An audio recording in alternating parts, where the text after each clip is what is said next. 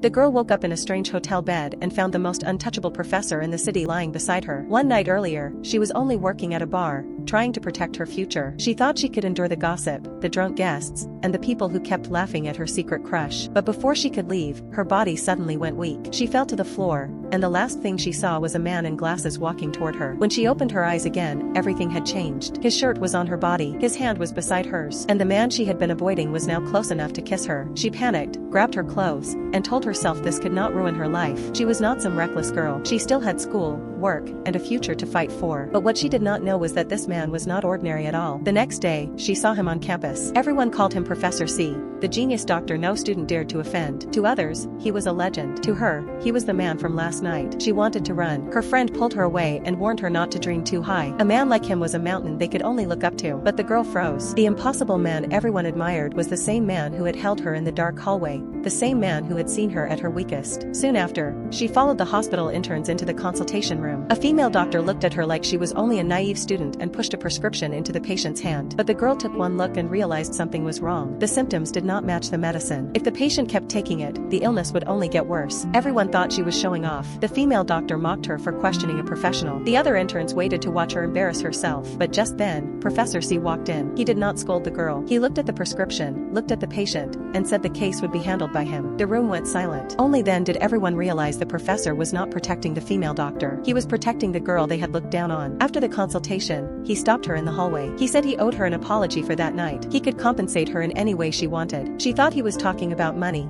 so she told him she only wanted to study and live quietly. But the next second, he said something that made her heart stop. He wanted to marry her. She stared at him in shock. In one night, the man she thought was an accident had become the person who could change her whole life. He even said he had considered her studies, her future, and her family. He was not joking. He was ready to be responsible. But the girl was not ready. She had just survived one storm, and now another was waiting at home. Her family already believed she had gone to see a doctor. Someone had been watching her schedule, checking her messages, and asking where she had been. She tried to stay calm, but her phone suddenly lit up. A message from the hospital appeared on the screen. At that moment, she finally understood that the night with Professor C was not the only secret she had to hide, because the real trouble had just reached her front door.